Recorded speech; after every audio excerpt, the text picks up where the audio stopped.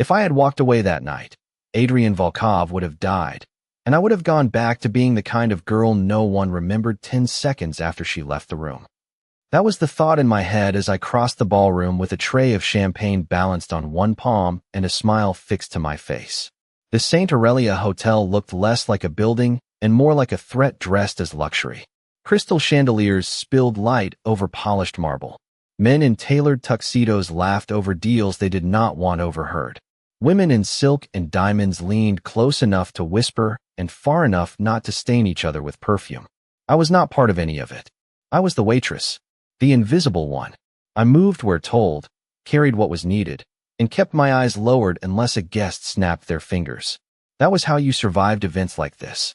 You passed through rich people's secrets without letting any of them cling to you. Then I heard one sentence near the balcony, and every useful rule I had ever learned stopped mattering. Midnight. In his glass. It came from two men standing half in shadow, one broad-shouldered and silver-templed, the other younger, restless, touching the face of his watch as if he could hurry time forward. I should have kept walking. Instead I slowed, head bowed, tray steady, body arranged into the harmless shape men like that never noticed. Saranov wants it clean, the younger man muttered. No scene. One sip, then panic. By the time anyone understands, the votes are already done. My fingers tightened under the tray. Votes. Glass. Midnight. Poison did not need to be named to be real. I took one more step and looked where they were looking. Adrian Volkov stood across the ballroom near the carved fireplace, one hand in the pocket of a black suit that fit him too perfectly to belong to anyone careless. He was dangerous in the quiet way powerful men often were. The room kept arranging itself around him without his having to ask. On the table beside him sat a glass of red wine. A waiter had left it there moments earlier. Except now, as I crossed toward the center of the room, I saw a hand I did not recognize brush the stem and trade one glass for another with practiced care. Wrong hand. Wrong cufflink. Wrong reason to linger. I had maybe 3 seconds to decide whether I wanted to stay invisible more than I wanted a stranger to live. My body chose before my fear did. I moved as though adjusting the layout, bent as though collecting an empty flute, and switched his wine glass for another from the sideboard in one clean motion. No sound. No dramatic gasp. The sort of correction only someone ignored by everyone could have made. Then I kept walking. My pulse hammered against my ribs hard enough to blur the chandeliers overhead. I did not look back until I reached the far edge of the room. When I did, I saw the ripple begin. Adrian had lifted the replacement glass, but he had not drunk yet. He was not looking at the wine. He was looking directly at me, not with gratitude, with recognition, as if he had not only seen what I did, but understood why I did it. That was the moment I realized I had not just saved a life. I had stepped into somebody else's war. For one suspended second, the ballroom kept moving around us while his attention held me in place. Then the room remembered itself. A woman in emerald satin laughed near the orchestra. A server brushed past me carrying caviar spoons. Someone called for fresh champagne at table 9. It should have broken the spell. It did not. Adrian's gaze stayed on mine with the steady pressure of a hand at the back of my neck. Men like him were not supposed to notice women like me unless we dropped a tray or made a mess on imported carpet. Yet he had noticed everything. I turned away first because I knew what instinct was worth, and because I was suddenly aware that instincts like mine could get a girl killed if the wrong people decided she had seen too much. I forced my feet back into rhythm, collected empty glasses from a table of politicians, and let a smiling couple ask for sparkling water as if my heart were not hitting my ribs hard enough to bruise. Leave, I told myself. Finish the shift, grab your coat, take the employee exit, and never come back to the St. Aurelia. That was what smart girls did. They survived by shrinking, by being forgettable, by acting as if the rich only ruined each other. The trouble was, I no longer believed I had enough time to become forgettable again. I felt the shift behind me before I heard it. Conversations softened in a small, widening circle. Chairs moved just enough to create a path. The room made space for him the way city traffic makes space for an ambulance, not because it wanted to, but because refusing felt dangerous. You. His voice was low, almost even, yet it cut through music and crystal and polite lies with humiliating ease. I stopped, slowly, because too much speed would look like guilt and too much confidence would look like challenge. I turned back. He stood a few feet away now, close enough for me to see the faint scar near his jaw and the cool focus in his gray eyes. Close enough to realize his stillness was not natural composure, but restraint.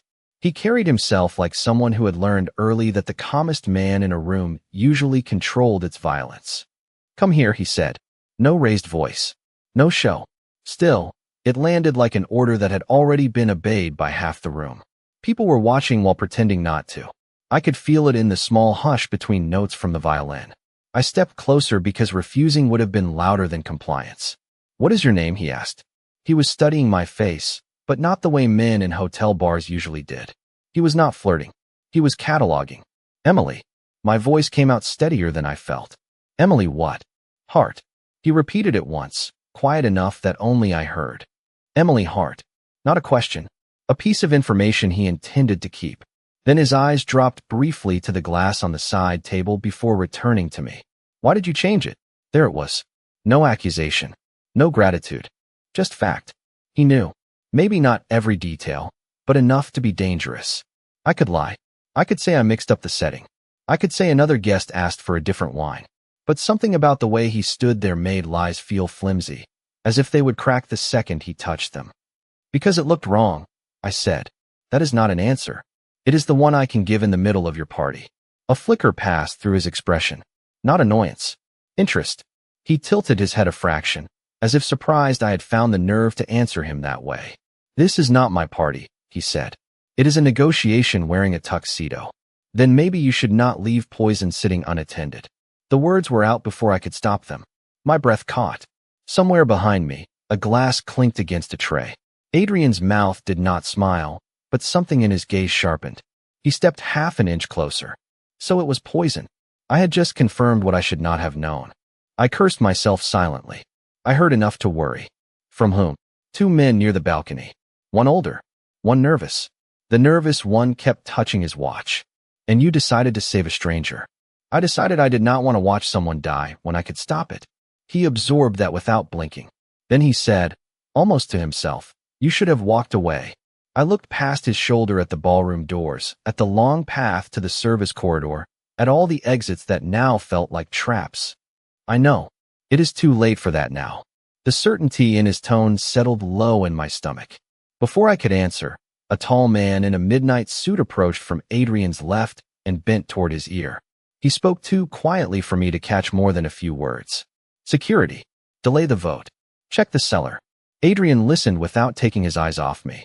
When the man finished, Adrian made the smallest motion with 2 fingers.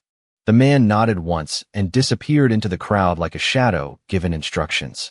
Adrian returned his full attention to me. "Stay where I can see you, Emily Hart." That sounds less like thanks and more like a threat. "At the moment," he said, "it is both." I should have walked away then. Every survival instinct I owned told me to smile, nod, and vanish into the kitchen before anyone could decide I was worth following. Instead, I stood there with a silver tray in my hands and the most dangerous man in the room studying me as if I were a variable he had not planned for. "If I stay where you can see me," I asked, "what stops the people who put poison in your glass from deciding I need to disappear?" "My people," he said, "assuming I trust them." His gaze shifted briefly over my shoulder. "You should not." The answer was too honest to be comforting. He took the tray from my hands and set it on a side table without asking. "Tell me exactly what you heard." I hesitated. He noticed. Of course he noticed. "Emily." The way he said my name made it sound less like a question and more like a line pulled taut between us. "Midnight. In his glass?" I said quietly. And something about votes being done before anyone understood. The younger man said Saranov wanted it clean. Adrian's expression did not change, but the stillness around him hardened. "Did you recognize either man?" "Not by name." The older one wore a silver ring shaped like a wolf's head. The younger one had a watch with a blue face and a cracked leather strap. Cheap strap for an expensive watch. He kept touching it. Adrian's eyes narrowed slightly. "Good." I almost laughed from nerves. Good is not the word I would use. It is the word I would use for someone who notices details under pressure. My manager materialized at my side with the frantic smile only hospitality professionals wore while internally panicking. "Emily," she hissed, "why are you standing here? Table 5 has been asking for service dash, Adrian looked at her once. Just once. She stays.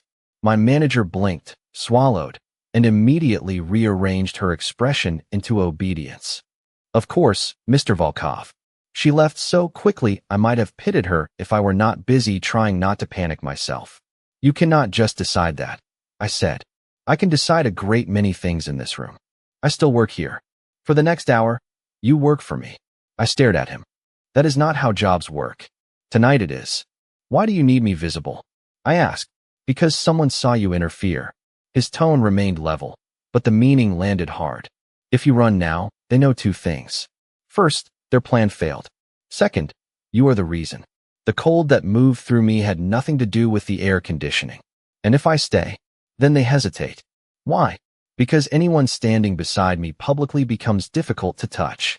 I glanced across the ballroom and caught sight of the same unfamiliar man I had noticed earlier near the service station. Dark suit, impassive face, standing by a mirrored column as if he belonged there. There, I said under my breath. Mirrored column. Dark tie. Adrian did not turn. I know. You know everyone in this room? No. Only the ones who matter. If I tell you more, I said, do I get honesty in return? Honesty has a market price. Then consider this an invoice. That almost smile threatened again, gone before it could fully appear. Ask, what were they voting on? Control of the East River shipping corridor. I frowned. That sounds less like a party and more like a war. That is because it is both. He let that settle, then added, if I had died at midnight, the signatures would still have gone through. Saranov would have taken the corridor before dawn. Suddenly the chandeliers, the politicians, the expensive champagne all looked less glamorous and more like camouflage. So I did not just stop a murder. No, Adrian said quietly. You interrupted a transfer of power. The awareness of that should have sent me running. Instead, it anchored me in a sharper kind of fear, one that made every detail in the ballroom turn painfully clear. A row of crystal clocks on the mantelpiece showed 5 minutes to midnight.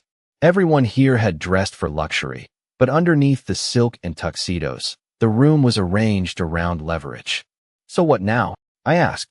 Now you tell me whether you saw anything else. Only the younger man touching his watch. And when the glass was switched, the hand that did it had a white scar across the knuckles. Adrian's gaze flicked over my face again. You notice too much to be a waitress forever.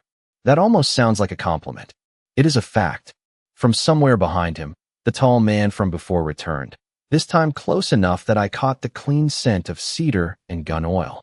Security, then. Not staff. Roman, Adrian said, Emily Hart. Roman gave me a brief nod. The bottle from the sideboard tested positive, he said to Adrian, voice low. Fast-acting alkaloid.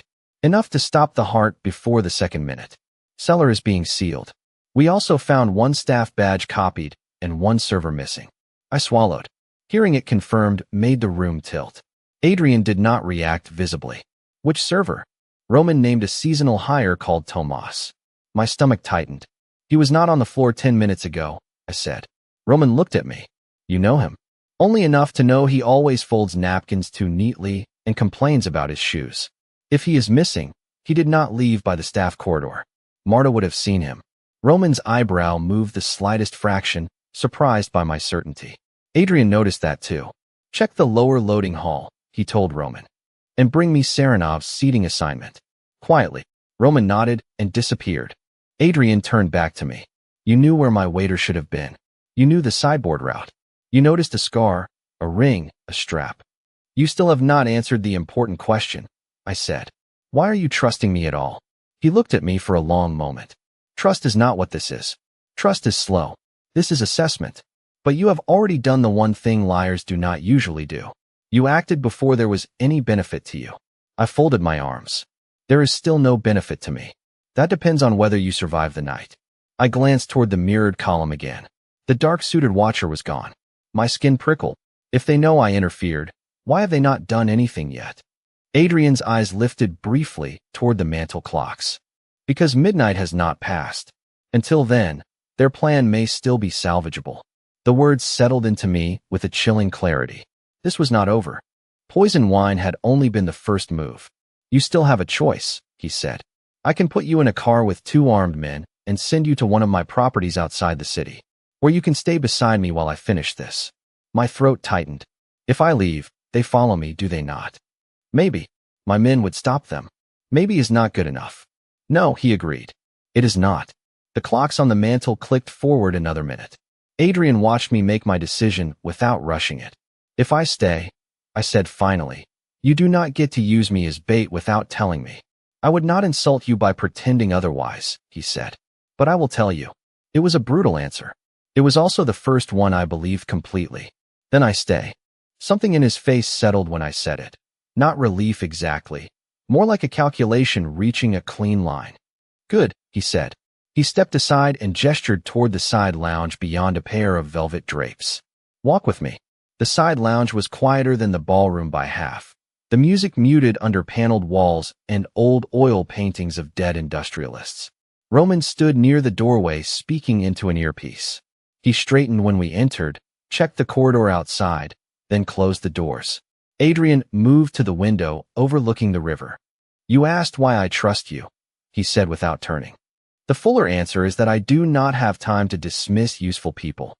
I leaned the back of my knees against a chair, but did not sit. Useful is not usually how rich men describe waitresses.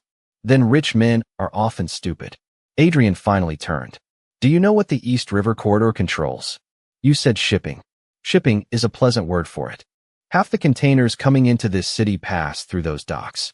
If Viktor Saranov takes them tonight, every business that matters in this district will answer to him by the end of the month. The scale of it stole my breath. And they plan to do all that with one poison glass. That is usually how power changes hands. Quietly first, he reached into his jacket and withdrew a folded document. At midnight, the board votes. If I am dead or incapacitated, my proxy cannot challenge Saranov's acquisition in time. I looked at the paper, then at him. So why are you standing here talking to me instead of storming the ballroom?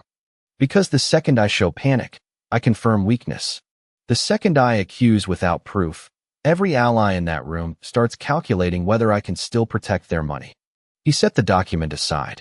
That is where you become inconvenient. You have a talent for making me feel special. The corner of his mouth actually moved. You interfered with a plan that had been building for 6 months. That makes you many things. Special is not the most useful of them. Then his expression shifted.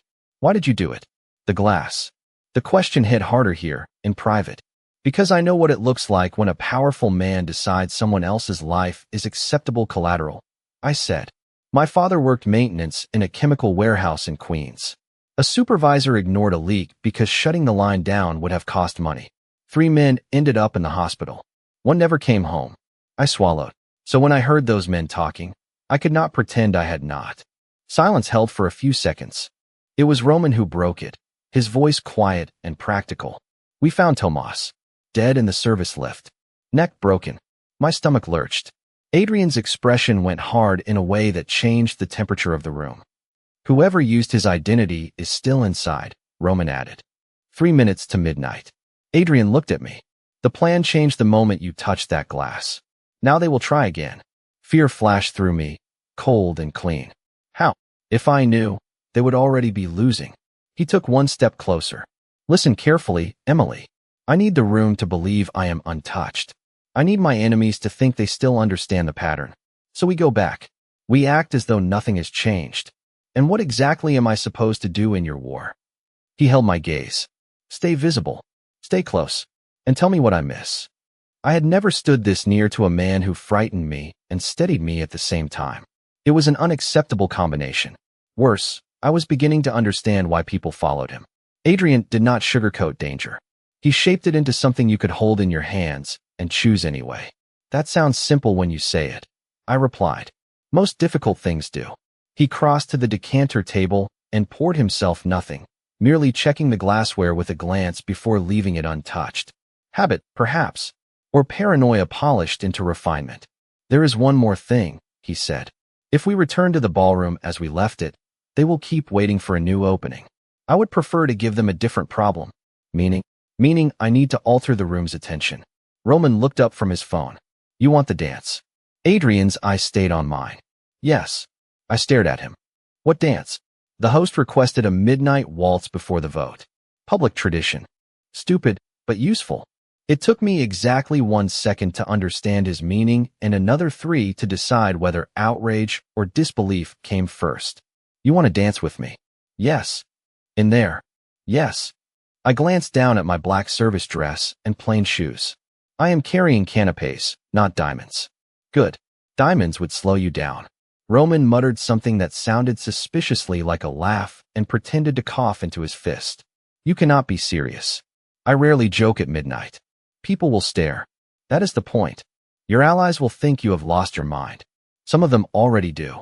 Your enemies will know something changed. No, they will know I want them uncertain. That is different. He took another step closer. If I choose you publicly, the people watching us will start asking the wrong questions. Is she a witness? A mistress? A messenger? A plant? They will lose time deciding. Time is what I need. I folded my arms because otherwise I might have done something foolish, like admit the idea sent a ridiculous pulse of heat through me. You could choose any socialite in the room. I could, he said, but none of them saved my life. For a heartbeat, neither of us moved. The words were not soft. He had not meant them to be, yet they landed deep. Roman's earpiece crackled. He turned away, speaking low to someone in the corridor. Adrian did not take his gaze off me. You still have the option to leave by the service stairs, he said. I will not hold it against you. You are holding half the room in your hand and the other half at gunpoint through your people. Forgive me if your version of freedom feels theoretical. Fair. There it was again, that dangerous flash of amusement. Then answer the real question, which is, do you trust yourself under pressure? I almost said no. Then I remembered the glass, the ring, the watch strap, the copied badge, the way the room had sharpened instead of blurring when it mattered. Yes, I said slowly. More than I trust this room. Good. He offered his hand. No flourish. No romance. Just a decision made visible. I looked at it. Long fingers. A scar at the base of his thumb. The hand of a man who had signed contracts and broken bones with equal efficiency. If I step back in there with you, I said, I am not pretending to be one of your women. I would not insult you by making you play a role that small. The line hit so hard I forgot to breathe for half a second. You say things like that on purpose. Only when they are true. Roman turned back toward us. Main floor is reset. Saranov moved closer to the council table. Our missing server's replacement checked in through the north entrance using an invited florist badge. We have not identified him yet. Adrian nodded once. Then we move now. He kept his hand extended. Beyond the lounge doors, the orchestra shifted toward the opening measures of a waltz. The clocks in the ballroom began to chime the first warning tone before midnight. My life, sensible as it had been that morning, receded from me like a shoreline. I placed my hand in his. His fingers closed around mine, steady, warm, unhurried. Not possessive. Certain. Do not let me fall, I murmured. Adrian's eyes held mine with quiet heat. Emily, he said, if I bring you into the center of the room, no one touches you without going through me first. It should not have comforted me. It did. That is not the same as not falling. No, he said softly, but it is a start. When we stepped back into the ballroom, conversation did not stop all at once. It bent.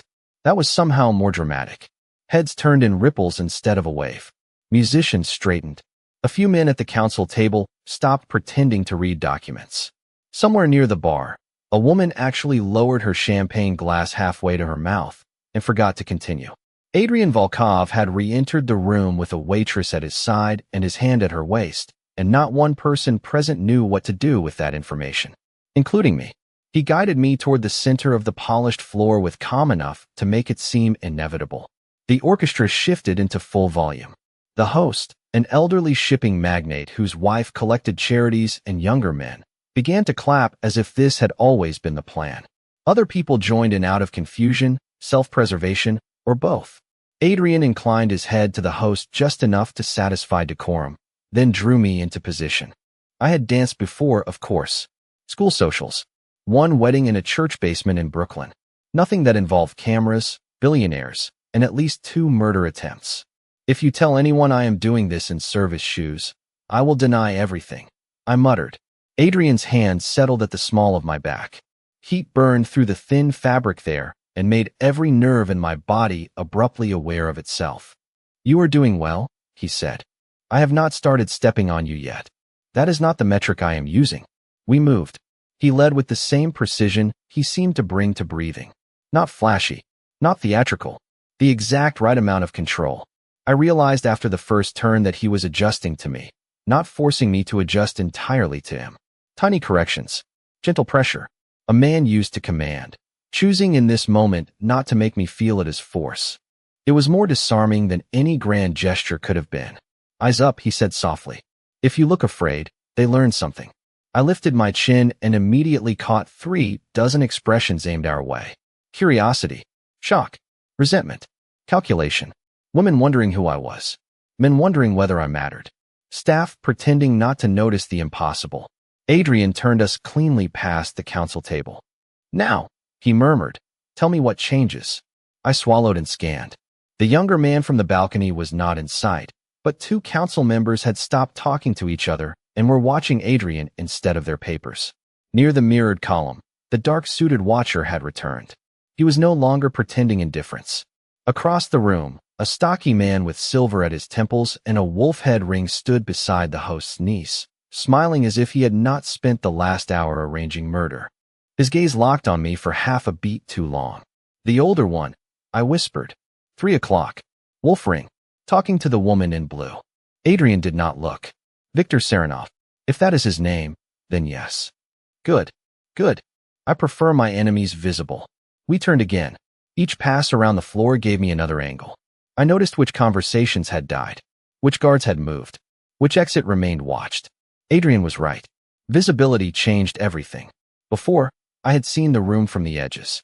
Now the room could not look away from me long enough to hide itself. There, I said on the next turn. Behind the dessert table. Man with the florist badge. His boutonniere is wrong. White rose instead of gardenia. Everyone else from the florist team had gardenias. Adrian's hand at my back tightened almost imperceptibly.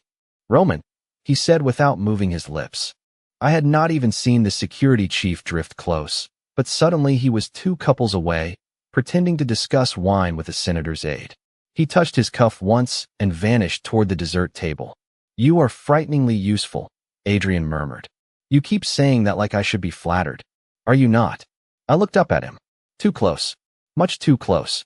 His face was angled toward mine with the kind of composure that made our dance look intimate instead of strategic. I have not decided whether you make me feel valued or weaponized. Perhaps both can be true. It should have sounded cold. Instead, it sounded honest in a way that made my stomach turn over. The song swelled. He spun me once, clean and effortless, then drew me back in with a steadiness that told the room we were not improvising anymore. I caught Victor Serenov watching us openly now. His smile had vanished. You changed the room, I whispered. No, Adrian said. We did.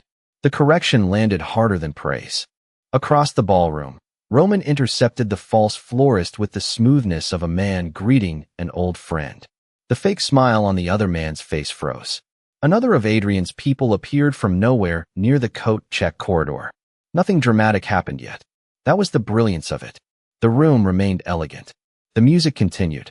But underneath the waltz, the lines had shifted. My body was moving in time with Adrian's. My mind was moving faster than it ever had. And somewhere in the middle of all that impossible glitter and danger, I realized I was no longer trying to shrink. I was learning how to stand where everyone could see me and still keep my balance. Do you always look this calm when someone is trying to kill you? I asked as we passed the orchestra for the second time. No, Adrian said. Sometimes I look bored. Despite everything, I almost smiled. The words warmed me in the most traitorous way. I forced myself back to the room. Attention was still fixed on us, but it had started to fracture into camps. Some watched with gossip-bright fascination, others with financial panic, others with naked suspicion. Serenov is moving, I whispered. Victor had disengaged from the woman in blue and was heading toward the council table with the slow confidence of a man who believed the floor still belonged to him. His left hand, I added. The ring is on his right, but he uses his left to gesture. The glass was switched with the left hand. You are sure? Yes. Adrian adjusted our turn so smoothly no one watching could have guessed he had changed direction on my word alone. Then the scar. Across the knuckles. White narrow. Near the thumb. Good. You really need a second adjective. I will work on it. The dance carried us close enough to the council table for me to notice another detail. The name placard in front of one seat had been moved. The cardstock was identical, but the ink was fresher. "Wait," I said. "That seating card was changed recently." Adrian followed the line of my gaze without visibly doing so. "Which one?" "Third seat from the end. The card for Councilman Reyes. The edge is damp. Someone rewrote it." Adrian's eyes cooled. "That would place him beside Saranov during the vote." Adrian turned us away before anyone else could track what had drawn his attention. "Roman," he said as we rotated near the edge of the floor, "check Reyes's place card. Replace it with the original if Marta still has the table map." Somewhere beyond my shoulder came the faintest murmur of acknowledgement. It struck me then that Adrian was not just using me for protection or theater. He was using the way I saw. The realization hit with a sharp, complicated pride. "Stop frowning," Adrian said. "I am not frowning. You are thinking loudly." The music slowed toward its close. Adrian lowered me into the final turn with practiced care and brought me back upright before I could lose my footing. The room clapped. Adrian did not release me immediately. He let the pause hold just long enough to send another message through the room. Then he inclined his head, neither humble nor triumphant. "Stay near my right side," he said under the applause. "The next 10 minutes decide whether the city wakes up under my control or Saranov's." Roman appeared by Adrian's shoulder. "Florist is secured. Fake credentials. Cyanide capsule in his lining. Seat card confirmed. Swapped 20 minutes ago. Marta is correcting it now." "And Saranov?" Adrian asked. Roman's jaw tightened. "Requesting a private word." "Of course he is." Adrian looked at me. This is where the evening becomes less subtle. I lifted my chin. Then maybe he should not have started with poison. Viktor Saranov approached with the smile of a man who had spent decades perfecting the art of appearing offended rather than exposed. Up close, he was older than Adrian by at least 15 years, thick through the chest, his silver hair cut with military neatness. The wolf head ring caught the chandelier light each time his hand moved, and once I saw the pale scar stripe his left knuckles exactly where I remembered it. His eyes, a pale and disappointingly human blue, rested on me for a beat before shifting to Adrian with controlled distaste. "Volkov," he said, "you do like an audience." "Only when the company is disappointing," Adrian replied. The two men looked at each other the way knives might if given faces. Around us, guests slowed without fully stopping, drawn by instinct to the edge of conflict. Roman took up position 3 feet back. I stayed at Adrian's right side, very conscious of my plain black dress in a sea of couture and tailored wool. Victor glanced toward me again. "And this is someone observant," Adrian said. "Then she should observe that service staff are not usually part of council business." "Neither are poisoners," Adrian returned. No one nearby reacted visibly, but I felt the air change. Victor's smile did not falter. A serious accusation for such a public room. A serious room invites serious honesty. Victor let out a faint breath through his nose, almost a laugh. "You always did mistake theatrics for control, and you always mistook old age for entitlement." I should not have admired the line. I did. Victor's gaze hardened. "You dance with waitresses now, Adrian? That is either desperation or boredom." "Neither." "Taste." Heat flashed up my neck. Victor noticed. His eyes sharpened, perhaps sensing that whatever existed between Adrian and me was new enough to be dangerous precisely because it had not been planned. "Careful," Victor said softly. "Girls like this are fragile under attention." My hands curled at my sides before I could stop them. Adrian's voice cooled another degree. "Speak about her that way again, and this conversation ends with consequences you will not enjoy." Victor actually looked pleased for a moment, as if he had found the pressure point he wanted. "Interesting." He shifted his focus to me. "Do you know who he is, little waitress? Better than you think. Do you? Men like Volkov do not keep what they cannot use." Adrian moved just slightly, enough that the line of his body interrupted Victor's angle to me without anyone else in the room fully realizing. "And men like you," he said, "do not deserve women who see through them." Victor's smile vanished. The loss of it made him look less charming and more predatory. "You are emotional tonight. You are careless tonight." The older man's eyes flicked once toward the council table, then back. I saw it. Adrian saw me see it. "If you came to trade insults," Victor said, "I am too busy winning." Adrian's gaze was almost lazy now, which somehow made him more lethal. Winning requires competence. Your knight has shown very little of it. That hit. The skin around Victor's mouth tightened. You speak as if the vote is already yours. No, Adrian said. I speak as if men who need shadows and borrowed staff badges should not sit at my table. For the first time, Victor's composure slipped enough for me to be certain. Not guilt in the theatrical sense. Recognition. He knew Adrian had seen farther than he expected. You have no proof, he said. Not yet. Adrian's tone remained flat.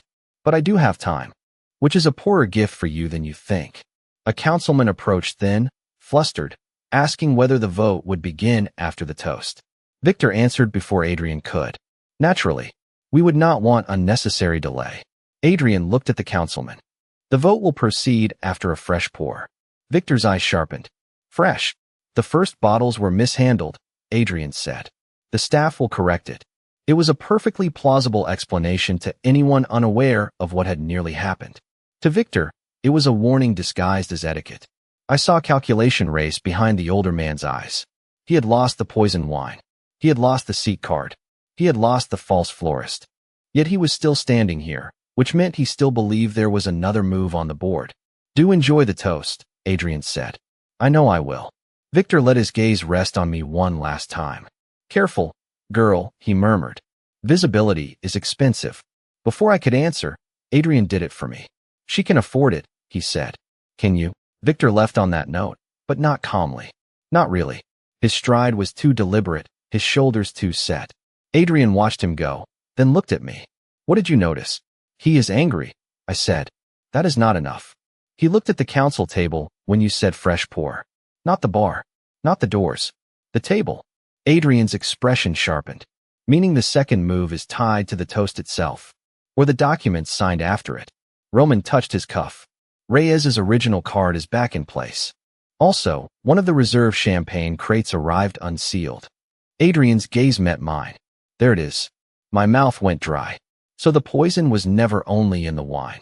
No, Adrian said softly. It was in the ritual. The next 10 minutes became a study in controlled panic. Adrian moved through the ballroom like a man with nothing to prove. He spoke to council members, shook the mayor's hand, and never once let the tension show. Roman and 3 other security men I had not noticed before spread quietly through the room, adjusting positions like chess pieces disguised as guests. Staff were instructed to hold the first champagne service and reroute the reserve crates to the side pantry. No one announced why. They simply obeyed because the room had already accepted Adrian's authority as the safer gravity to orbit.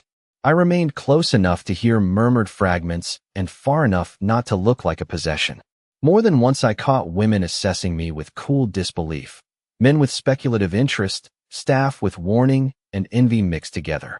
Visibility was expensive.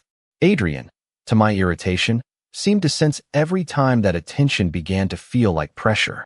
Without making a show of it, he kept redrawing the line, a hand at my elbow steering me away from a cluster of donors. A question asked directly to me in front of others, forcing them to acknowledge I was here by his choice and not by accident. Roman approached with the efficient silence of a closing door. The unsealed crate came from vendor overflow, but one bottle has a foil crease inconsistent with the others. We pulled it. Lab says surface residue on the neck. Same alkaloid family. Slower dose. Adrian's expression did not change. Enough for one target or several. Several, if poured broadly. One target if concentrated in a marked flute. Roman's eyes shifted to me. The service chart for the toast assigns one specific server to Mr. Volkov's row. Tomas's replacement, I said. Roman nodded. Badge still unidentified. Adrian glanced toward the north service arch. Then he is not planning to pour from the tray. He is planning to approach close. He looked at me. Did you see anything on the fake florist besides the wrong boutonniere? I searched my memory. He favored his right leg, I said, as if he was hiding something stiff in the left side of his jacket. Roman's jaw tightened. Could be a spring syringe. Or a blade, Adrian said. Either way, the toast is only cover. The words made the ballroom tilt again. What do we do? I asked. Adrian answered without hesitation. We make them commit where everyone can see them fail. Roman looked at him once, understanding immediately. You want to change the pour sequence? Yes. And the server? Adrian's eyes came back to me. Can you carry a champagne tray? I stared. You cannot be serious. I am entirely serious. You want me to serve the toast in front of the whole room? I want the person they do not expect near the glasses to control the glasses. He was right. I hated that too. If they target me, I asked. Adrian's voice went low. Then they make the last mistake of their lives. He stepped closer, reducing the ballroom to a blur at the edges. You do not have to do this.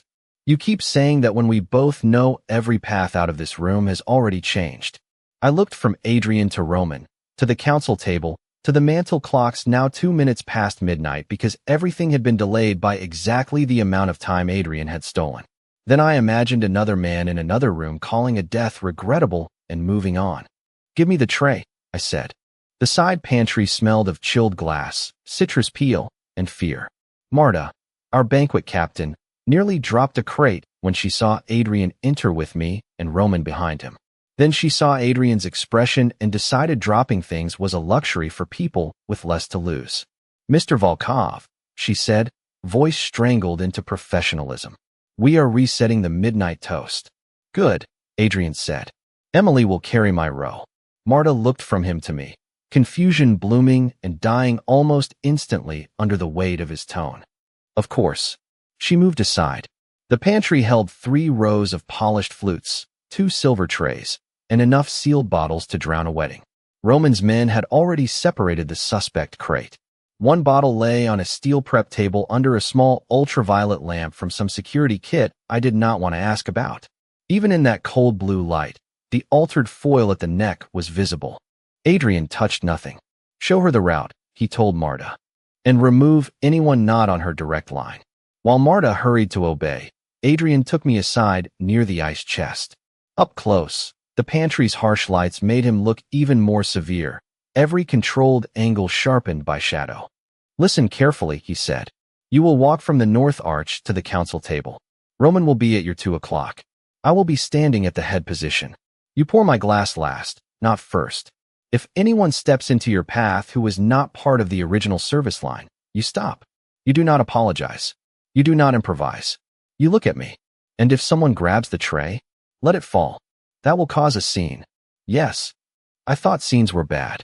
Only when they belonged to someone else. I breathed out slowly, trying to force my pulse into usefulness. Marta returned and placed a fresh service napkin over my forearm the way she had taught me my first week on the job. Routine steadied me more than pep talks could have. The flutes are numbered by position, she whispered, hands moving fast. Head table, left to right, then council row, then secondary board. Do not cross your wrist or the balance shifts. Her eyes met mine for 1/10 second. Whatever this is, be careful. I nodded. She slipped away. Adrian studied the tray once I lifted it. Comfortable. No. Capable. I adjusted my grip. The weight settled. Familiar. Measured. Yes. That matters more. Roman touched his earpiece. North corridor clear. One of Saranov's aides missing from visual. Adrian's eyes hardened. Expect interference. He looked back at me. Emily. What? If anything goes wrong, drop the tray and move to me. Not away. To me. It should not have sounded like the safest option in the room. It did. Understood. For the first time since we entered the pantry, his hand lifted as if on instinct, then paused a fraction before brushing a strand of hair back from my shoulder. The gesture was so brief, I almost wondered if I imagined it. You should not have to be doing this, he said quietly. I held his gaze. Maybe. But I am very good at carrying fragile things through dangerous rooms. Something changed in his expression at that. Not softer. Deeper. Roman cleared his throat with tactical timing. We should move. Adrian nodded and stepped back into command like the moment had never happened. Open the route. The pantry door swung out. Music from the ballroom drifted in, brighter and more brittle than before. I lifted the tray. My hands were steady now. Not because I was unafraid. Because fear had finally run out of space to pace and settled into something sharper. Action, maybe. Intention. I had spent years learning how to walk through rooms without being seen. Tonight, I was about to walk into the center of one where everyone would be looking. Adrian moved to the doorway, then glanced back at me over one shoulder. When you step out there, he said, Remember that they need you uncertain more than you need them kind. The line landed like a blade cutting through fog. I straightened my spine. And if I am neither? Then, Adrian said, they should be afraid of you too. He went first. Roman flanked the arch-martis, signaled the orchestra to hold a bright, sustained note that would cover the change in service. I followed them into the ballroom with a tray full of clean glasses and the unmistakable sensation that the rest of my life had just divided itself into before and after. The room noticed the tray before it noticed me. That was useful. Guests saw silver, crystal, ritual. Then their attention sharpened and they realized who was carrying it. A fresh murmur swept the nearest tables. I kept my shoulders level and my pace even. Straight line. Controlled breath. The ballroom floor gleamed under the chandeliers like a stage I had never auditioned for and somehow could not leave. Adrian stood at the head position of the council table, one hand resting lightly on the back of his chair as if nothing in the city could hurry him. Victor stood 2 seats down, talking to Councilman Reyes with a smile that looked welded on. Roman had become part of the room's architecture to my right, silent and impossible to ignore once noticed. The orchestra shifted into a quiet undercurrent, enough sound to smooth the edges of silence without drowning them. Fresh pour for the midnight toast, the host announced with forced cheer, raising his empty flute. Courtesy of Mr. Volkov, who insists our glasses deserve the same standards as our contracts. A ripple of polite laughter followed. Adrian inclined his head. I reached the table and began the sequence exactly as Marta had drilled into me. Left to right. Host first. Then his wife. Then the mayor. Pour, lift, move. My body knew the choreography. My mind stayed alert to every hand that moved too quickly and every face that watched too closely. I felt Victor's gaze on me before I looked up. He was not smiling anymore. 2 seats farther, Councilman Reyes dabbed at his lip with a napkin, nervous sweat shining at his temple. A man in a catering jacket I did not recognize had appeared near the pillar by the bandstand, carrying no tray, no cloth, no purpose except proximity. My skin prickled. Wrong. Very wrong. I poured for the mayor and shifted. The unknown server began moving. Not toward the other staff. Toward me. Roman, I said without turning my head. The security chief was already moving. The unknown man's pace changed the moment he saw it. Faster now. Too fast for service, too direct for innocence. His right hand came out from under the folded linen at his arm.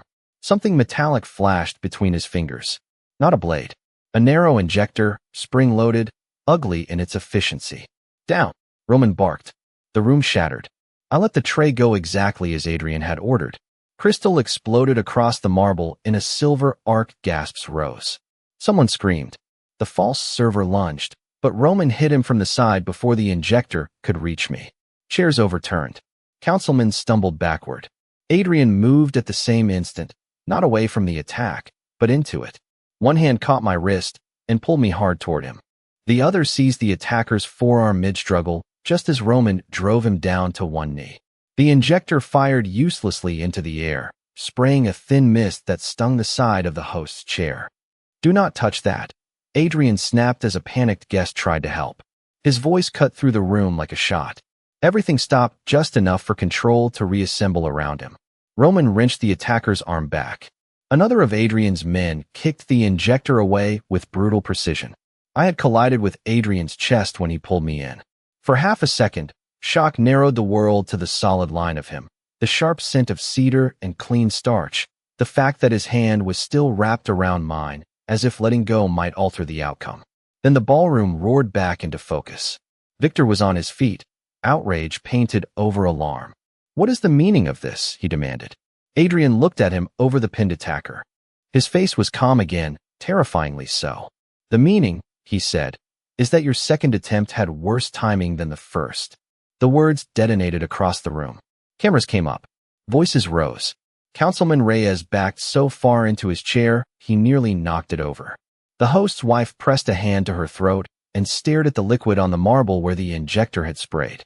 Roman forced the attacker face down and stripped the fake badge from his jacket. Florist entry pass. Catering coat. Saranov money all over the seams, if anyone bothered to look close. Adrian released my wrist only after he was sure I was standing. The loss of contact felt absurdly immediate. Emily, he said without taking his eyes off Victor. Did this man belong to your staff? No, I answered, voice clear despite the pounding in my chest. His uniform is wrong. His shoes are too clean for service. And real servers do not walk toward a head table carrying no tray. A few heads turned toward me then, with startled respect. Adrian gave the smallest nod, as if I had merely confirmed a number he already knew. There, he said to the room. A clearer witness than any of you bothered to be. Victor's face went hard. You would let a waitress frame counsel business. Adrian took one measured step forward. No, I would let an honest woman expose a coward. Silence followed. Heavy. Complete. Then Roman produced the injector in a handkerchief and held it up for the nearest councilman to see. A lab tech from hotel security stepped forward at Roman's signal, face pale, and murmured one rapid confirmation after another. Toxin. Contact risk. Intentional delivery. The room, at last, had proof. Chaos was what ordinary men made when frightened. Control was what Adrian made out of it. Within seconds, he had the ballroom divided into zones without ever raising his voice. Security isolated the attacker. Staff cleared the broken glass. Medical personnel examined the sprayed chair and ordered the entire section roped off. The council members, suddenly aware that the night might end in scandal rather than signatures, clustered around the host and spoke in urgent whispers. Adrian gave them exactly 1 minute before reclaiming the room. Gentlemen, he said, and somehow that one word carried farther than the string quartet had all evening. Unless any of you would prefer your contracts governed by attempted murder, I suggest we continue with witnesses present. Several heads snapped toward Victor. The older man looked furious enough to bite through his own teeth. This is absurd, he said. One imposter and a frightened girl, and you expect us to believe dash. Enough, Councilman Reyes cut in, sweat now openly shining at his temples. There was poison in the first bottle. Now an injector at the head table. We are beyond absurd. The mayor, who had gone pale in the face of actual danger, adjusted his tie and said nothing, which was answer enough. Adrian turned to the host. Do you still intend to hold the vote? The old man swallowed. His gaze flicked to the cameras discreetly recording from the far wall, then to the council members already calculating headlines. With security present and a sealed fresh bottle, he said. Yes. Adrian inclined his head once. Then, with no warning at all, he held out his hand to me in front of the entire room. Emily. Every eye turned. I stared at him. What? I whispered. The bottle. Roman placed a new sealed champagne bottle in Adrian's hand. Adrian examined the foil, then passed the unopened bottle to me. You pour, he said. The room practically inhaled. Victor laughed once, sharp and unbelieving. You cannot be serious. Adrian did not look at him. She has been the most reliable person in this room tonight. Heat clomb my throat. Not embarrassment this time. Something fiercer. I took the bottle. My hands were steady. Roman gave me a clean opener. Under the glare of chandeliers and old money and men who had spent their lives underestimating women who served them, I broke the seal myself. The pops sounded like a pistol in the hush. Fresh glasses, Adrian said. Staff moved instantly. A new tray arrived. New flutes. I poured for the council one by one, Adrian at my side this time, Roman 3 feet behind. No one stepped into my path. No one dared. When I reached Victor, he looked at the flute as if it might accuse him. Drink, Adrian said quietly. It was not loud. It did not need to be. Victor held Adrian's gaze for a beat too long before lifting the glass. He drank. Not much. Enough. The council saw it. So did I. When I poured Adrian's glass last, he took it from my hand without breaking eye contact. To clarity, he said. The council, chastened and rattled and very aware of what refusing might imply, echoed him. To clarity. They drank. Then the papers came out. Signatures began. Reyes signed first, in the correct seat now, away from Victor's reach. Another councilman followed. Then another. I did not understand the legal phrasing in the documents, but I understood momentum when I saw it. The room had tipped. Not with violence. With public certainty. Victor remained standing, but no longer central. Men who had leaned subtly toward him an hour ago were now careful not to be seen speaking to him too long. That was what defeat looked like at this level, I realized. Not blood on marble. Distance. Adrian signed last.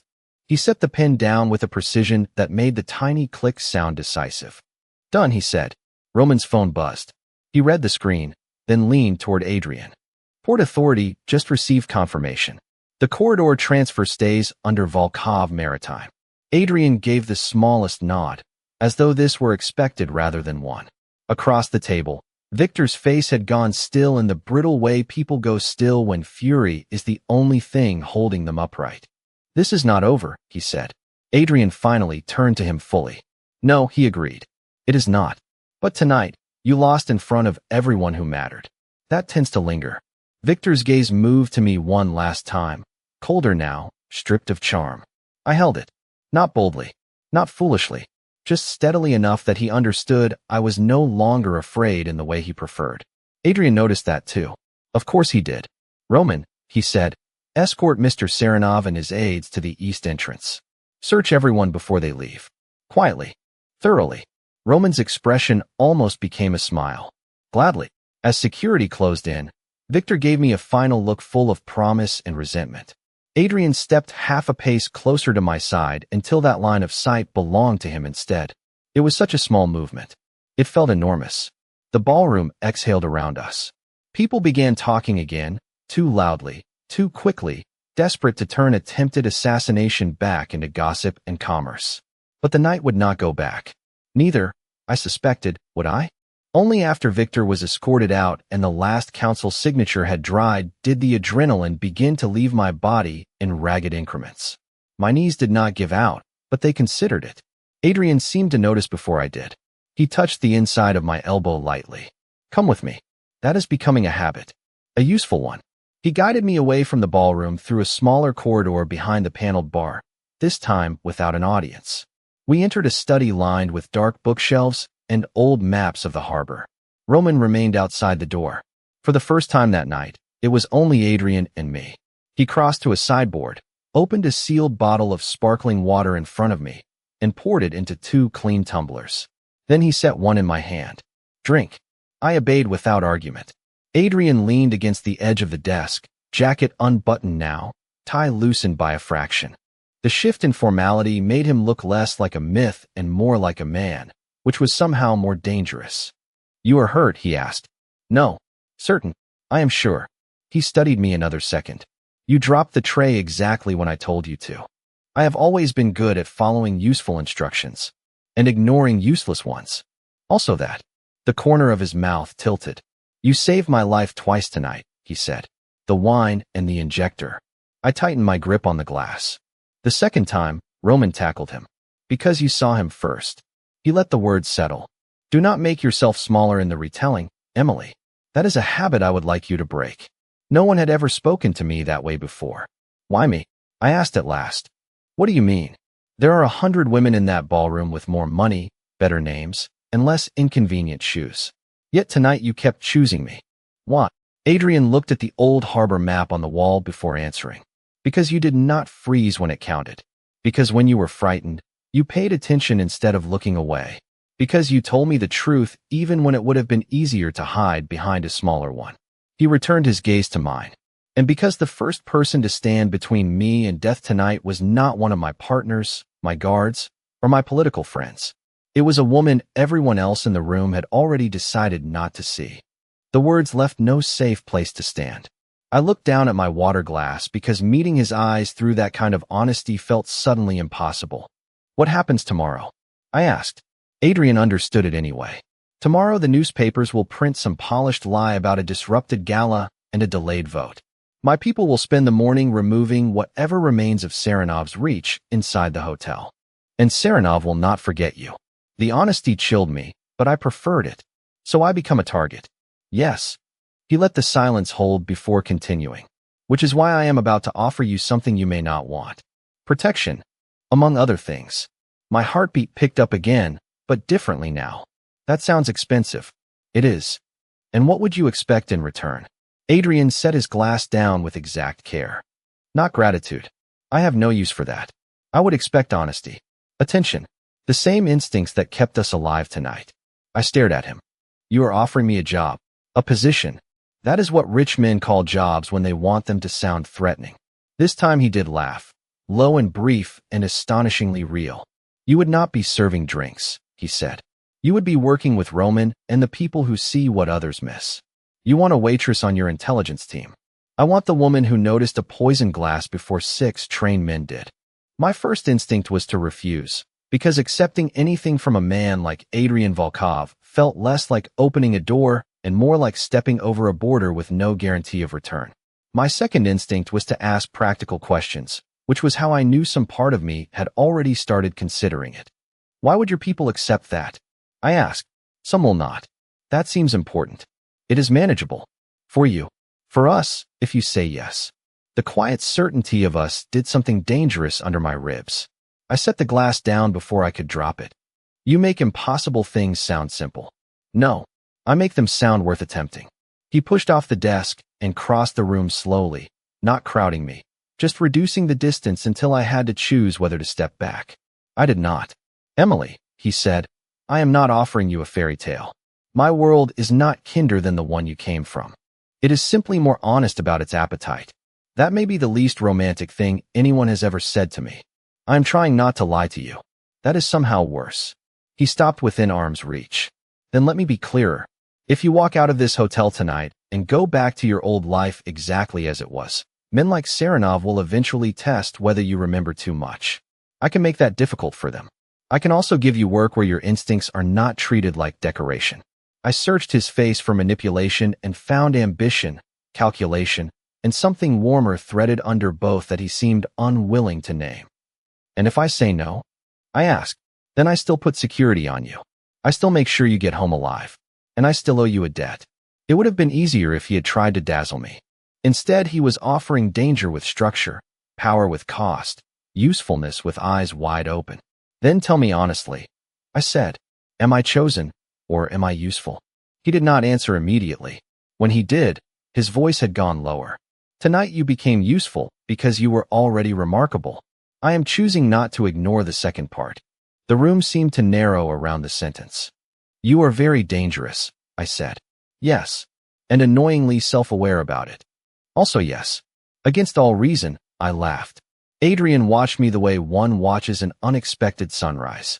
There, he said quietly. That. What? You should do that more often. The line was so unexpected and so unguarded that it took the air out of me. I looked away first. Do not get used to it. Too late. If I say yes, I asked finally, I do not become ornamental. Never. And if I disagree with you? Adrian's mouth tilted. You already do that. Answer. Then we argue. That sounds exhausting. Probably. You are making a terrible case. I have survived on worse. I should have refused just to keep balance between us. Instead, I heard myself ask, what would the position be called? Adrian's gaze darkened with unmistakable satisfaction, though he kept it ruthlessly controlled. For now, advisor to my office. That is absurd. Most titles are. It sounds fake. Most power does until it starts changing rooms around you. Roman knocked once, then entered without waiting for a full response. The council has left, he said. Saranov's people have been escorted off the property. Also, the media has not yet connected Emily's name to the event, but that window is narrowing. I exhaled slowly. So even if I wanted to go back to being invisible tomorrow, that may no longer be an option. No, Roman said. Not really.